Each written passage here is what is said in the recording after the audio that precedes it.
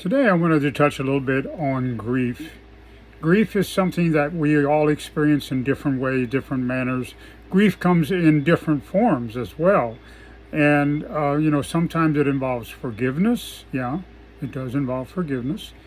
And, you know, we all grieve differently in different ways, different lengths of time.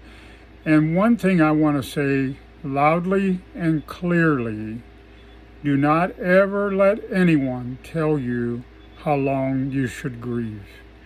I have a personal experience of grief, and that is, as most of you know, I lost my wife in October of 2011. And, you know, I trapped all my emotions inside.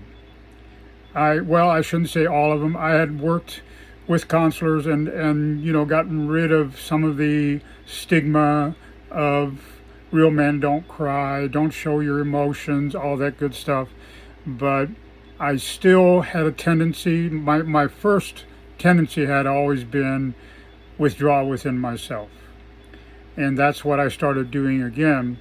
And I remember well, a really, really good friend of mine told me, because I was telling her that every time I drive by the places that Karen and I used to go out to eat, or shop, or, go to a lot, places we love to go to, I would get tears in my eyes. And, which is typical in the grieving process. And then she told me in the most loving way, she said, "Paul, when you can drive by those places and instead of getting tears in your eyes, you have a smile on your face, you know that the healing process has begun." And that was, for me, was revolutionary. It took me, I would say, probably 6 months at least. There was several restaurants that were our favorites. Every Friday night was date night for us, and we would go out, leave our phones in the car, and just spend time with each other. And, we literally sat there and just talked and shared and, talked about our week, talked about our day, because we were busy. We were both busy. But, we took that time, and there was, like I said, a couple restaurants that we would go to every Friday night. A lot of times Sunday mornings we would go to IHOP, and every time I drive by those places, tears would well up in my eyes, because I remembered, I longed for that companionship. I longed for that time that we spent together. But it took probably 6 months, I would say, when I was able to drive by there. And I remember, without even thinking about it, as I was driving by this other restaurant, I got a smile on my face. And I remembered that I didn't feel sad.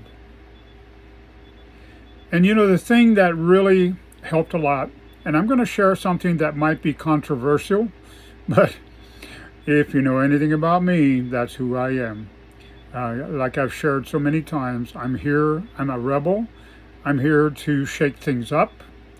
But anyway, I would say probably 3 months, something like that, after Karen transitioned, she appeared in the bedroom, sat on the edge of the bed, and we talked for 10, 15 minutes. And I've shared this with different people. Some people say, Paul, it was just a dream. I don't know. I don't really care what you want to call it. For me, it was real. It really helped start the healing process. And the reason I'm sharing that, when I drove by that place, that restaurant, I'm not naming it because I don't remember the name of it right off the top of my head, but I remembered what she told me. One of the things that she told me, she said, "Paul, I'm always around when I choose to be." And you know what? That's very true. There's days still, 14 years, 15 years later, that I still feel her presence, or I'll, quote, see her out of the corner of my eye. And,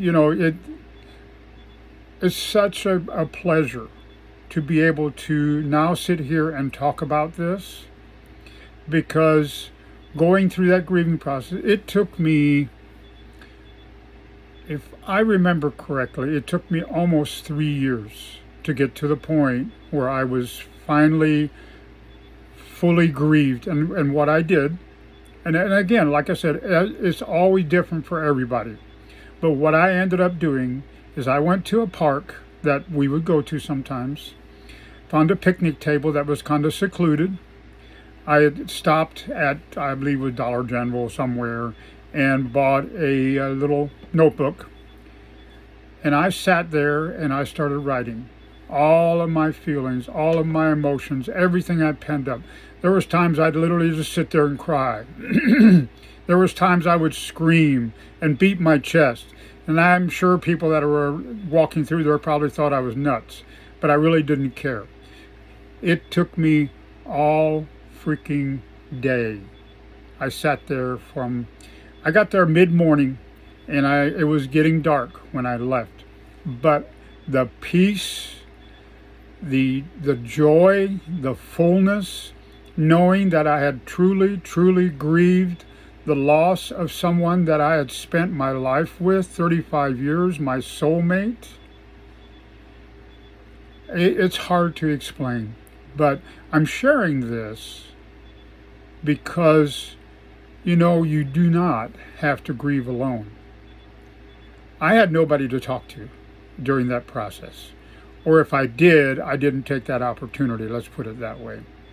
So I'm just saying, if you are in the process of grieving, or you're grieving, it doesn't really matter. It could be a loss of a job, could be a loss of a child, a loss of a spouse, loss of a pet. There's so many different, loss of a home. All those things cause a sense of grief in us. And if we don't deal with it, it'll just pile up, and it'll pile up.